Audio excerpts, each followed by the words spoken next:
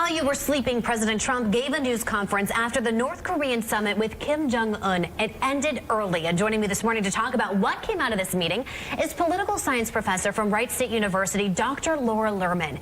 First off, this meeting ended real quick, and there's really no signification, or there's really nobody saying who ended it. Exactly. The press conference was moved up 2 hours earlier, and it was a single press conference. They notably did not even have the joint lunch. In fact, some of the images I saw this morning showed the table all set out, and they didn't have the lunch. They didn't have the joint press conference. They were supposed to sign something today, and they didn't.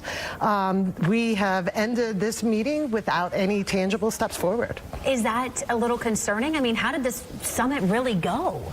It is concerning in some ways because this is the second summit now where we walk away without a nuclear agreement. In other ways, though, this is exactly what we should expect. All along, we kept saying we were putting the cart before the horse. You never bring out your two principals, you know, the two leaders of the countries. They don't come out until everything has been worked out beforehand. We've been saying, where's the detail? Where's the preparation? Clearly, this summit did not stand up to the hype. Do you think they actually achieved anything? Or I know in the last summit from June in Singapore, you mentioned it was more a symbolism. Did they achieve anything here, you think? They achieved something only in that they continue to talk. Of course, Trump is continuing to say that there's a very warm relationship between the two, and they continue. In terms of denuclearization, in terms of ending testing, ending the capacity of the North Korean program, we have not achieved anything. This is what our intel community has been telling us all along. They have these weapons, they're continuing to develop, and they're not going to give them up.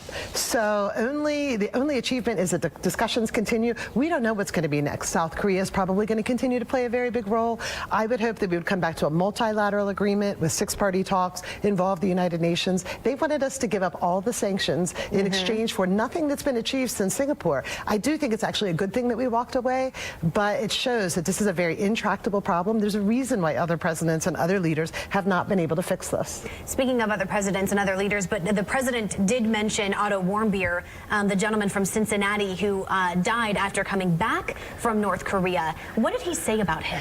That was one of the more concerning aspects of the press conference this morning. President Trump stated that he will take Kim Jong-un at his word that he denied any involvement in Otto Warmbier's treatment that led to his death. This points out, again, the challenge of having this personal style of diplomacy.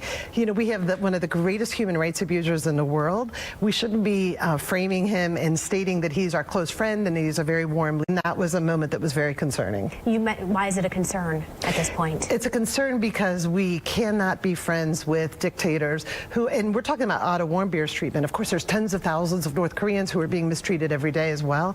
We're dealing with a very brutal leader here. We need to call him to task. We need to do that in a framework that includes multiple countries, and it's not going to be this one-on-one discussion. All right, Dr. Laura Lerman from Wright State University, thank you so much for joining us this morning. We appreciate it.